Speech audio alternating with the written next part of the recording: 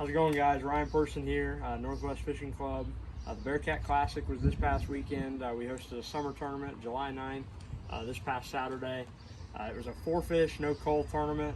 In the state of Missouri, we've got a rule that says 5 fish, no coal in all bass tournaments between the months of, we got a car coming by before between the months of July and September. They're just trying to prevent fish that are dying. Another car. There's tournaments like that. It's not the same format. I know it's not the format that everybody loves, which is 5 bass, cull them out, catch the biggest bass you can all day. But in my opinion, it's better for the fish. It adds a little bit of a gamble to it because you can't cull them. You've got to decide when you catch that keeper fish, am I going to catch a bigger one? Am I on something that I can catch a bigger one? So that's kind of a neat thing to me. But real quick, I'm going to run you guys through. I normally fish out of a 20-foot Skeeter. It's my dad's boat. I'm working on a new boat to get into for this next tournament season, but our Skeeter's in the shop, so we couldn't fish out of that boat this weekend out there at Mozingo. So I just want to show you guys real quick. This is my weekly fishing setup. I use this day in, day out. It is completely legal to fish out of in the bass tournaments we have up here. You just need an aerated live well, and I'll show you how I did that. But real quick, starting off up front, we normally fish really shallow lakes, and we can get away from the wind because they're typically smaller lakes. So we only had about, probably 16 feet of this 3/8 inch nylon rope attached to a 5-pound anchor. So we had to upsize, another car. We had to upsize for this tournament because we were planning on fishing some brush piles out there, dragging some big worms and some big jigs and drop shots. So we went ahead and we added a brake rotor. This is just off of my truck, just a trashed one. And then we went ahead and linked in an old ratchet strap. Times are tough right now with fuel prices being so high, so we were trying to skimp as well as we could. But that kept us anchored up on some deeper brush piles later in the day. Right here, these are just stadium chairs. You can get them at any of your sporting goods stores, Walmart. I think I got these a year ago. The front one has lasted a lot longer than the back one. As you can tell, it's all taped up. I fish out of this canoe a lot by myself. I don't have people sitting up front as much as it's just me going out and fishing. Another car. But with this, all I have holding it on is there's just a ratchet or a bungee cord on each side going underneath this seat that was bolted into the canoe. I haven't had any issues with it. They're starting to dry rot, so they're starting to tear out. I'll have to replace them here this fall before duck season. But it works. I've had these on here for a while now, and I haven't had any issues. It's nice, they fold up. I usually strap these down so they aren't catching wind while I'm driving. That whole thing saving fuel economy. And then right here, this is my Yeti 45 Tundra. I've been working with Yeti here for 3 or 4 years now. I think they're the best cooler on the market. Me and my girlfriend went frogging the other night, and I've left this cooler open in the driveway for a day and a half now, and there's still ice in there, so they work. Don't be afraid to go check them out. It's an investment, but it will last you a while. I've had this cooler for 5.5 years. This is the cooler that started my love of Yeti. My dad gave me this cooler, so this is the perfect size for this canoe. You could probably get away with a 65 or a 75 in another car. In a bigger John boat, you can get away with a wider cooler. I think this is perfect for 18 to 20 inch long bass. Being up here in the northern part of Missouri, we do not see as big a fish as we would in the southern part of the state. So it didn't worry me having this smaller cooler to fit it. To make it to where I could keep it aerated, because this is a really good cooler and it's got this awesome gasket seal in it. I was worried about trapping in all those gases throughout the day. I knew it was going to be able to keep it cold just with the shade of the lid. So I went and I took a bungee cord and I went across the top of it so that way it wouldn't seal, and just used one buckle. And that one buckle was enough to keep fish kicking around. We had it filled all the way to the top, so it was a little scary every time we opened it up to put a fish in there, but my tournament partner Brett would hold the cooler open just enough to slide them in, and we'd shut the lid and then just do this one latch, and it worked perfectly fine. Like I said, this is an old cooler. These latches are pretty durable. But with that, having that bungee cord there, it was able to outgas. There wasn't a bunch of urea gases and ammonia gases from their fecal matter. That bungee cord prevented this tube from our aerator from getting crimped. That allowed us to keep the fish aerated all day long. We put a bag of ice in to start the day, G-juice, take care of those fish all day long. Moving back, this is just a brace in the middle.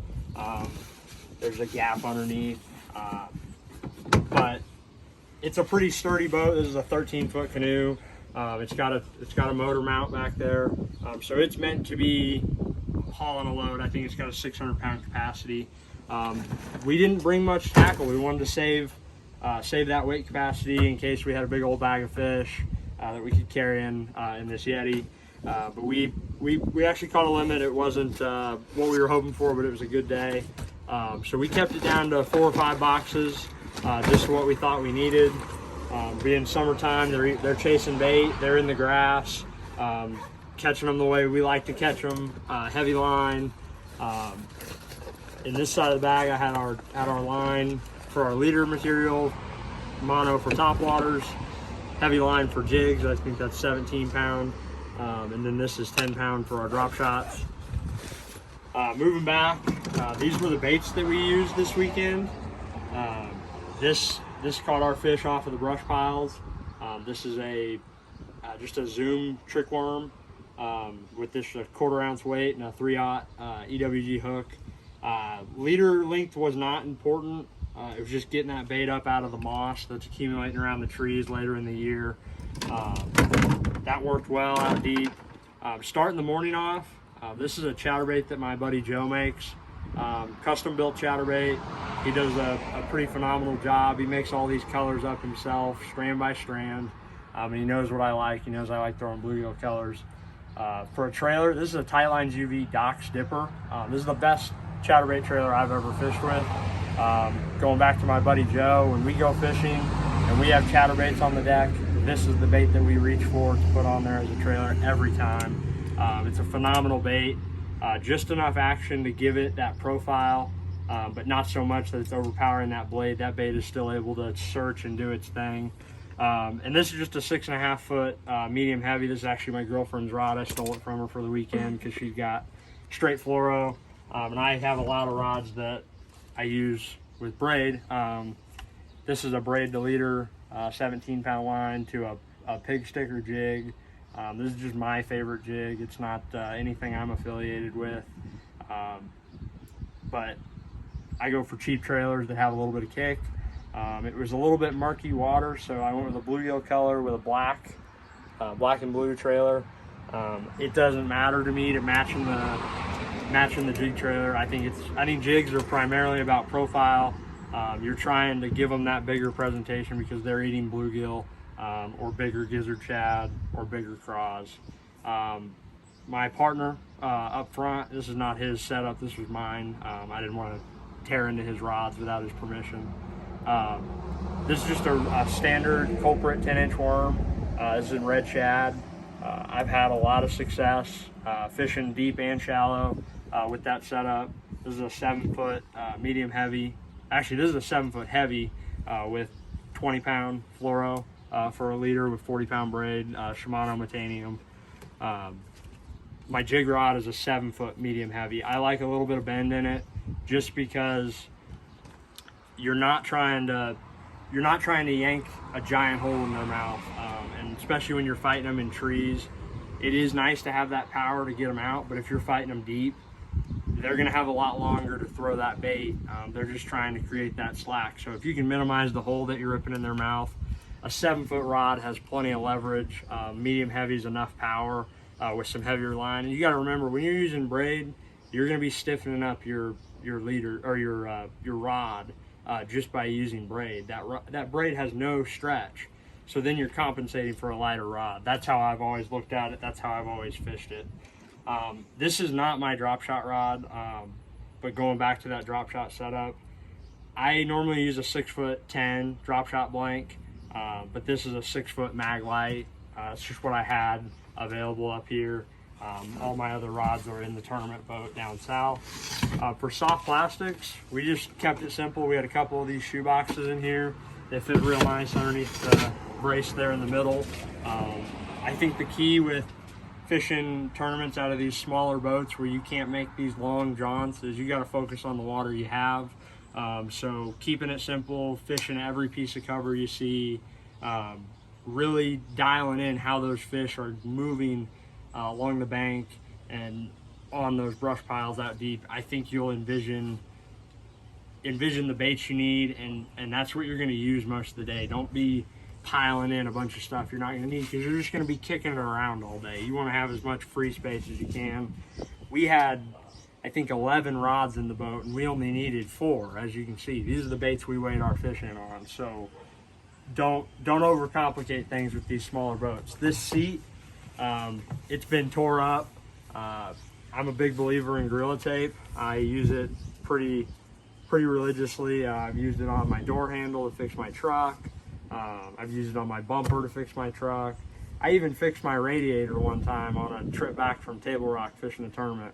Me and my buddy Chris, we patched up the radiator while Jill watched us sit there and fiddle around with it. It was pretty hilarious. But we actually made it home the extra 2 hours up to Maryville. So Gorilla Tape, really strong, couple layers on there, nothing too crazy. Save you a couple bucks from going and buying a new seat.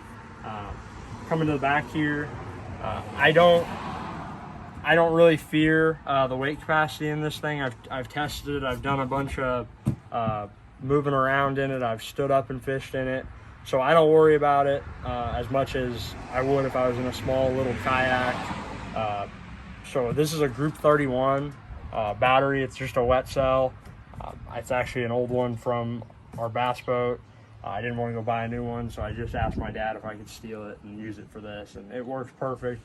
32-pound thrust trolling motor. I like a shorter shaft. This is like a 34-inch shaft, I believe. I would prefer the 30-inch, but I broke my 30-inch last duck season. I hit a stump and it snapped off the boat. So not the shaft though, it was just the bracket itself. So I have it in the garage. I'll figure out a way to get it put on here. Going back to the battery, having that 31, you do have a lot of life in it. I've gone 3 or 4 trips without charging this thing and never had to worry about it dying. You do lose a little bit of power on the top end at speed 5, but it's not a big deal. You're going 3 miles an hour anyways. On the battery, I use just a clamp-on battery charger. And it's got an indicator light and all that stuff to tell you if you're charging. Cheap one from Walmart, it's an Everstart. You can get whatever brand you want, but make sure your batteries are charged if you're gonna go out on a bigger lake, especially one like Mozingo that has a lot of recreation traffic. And it orients north-south, so you get a north wind or a southern wind, you're gonna have some crazy waves out there. You don't wanna be losing power throughout the day. And to finish it off, this trailer setup I've just got 2 ratchet straps on here. I think they're 600-pound weight capacity straps. And then the trailer itself, I bought this for 150 bucks off Marketplace. Used an angle grinder on it, cleaned it up a little bit. And then I just made sure that it was ready to roll, put some safety chains on it. It doesn't have to be complicated, guys. Like, if you want to go fishing, go fishing. Thanks, guys. Thanks for watching. Like and subscribe. Talk to you later.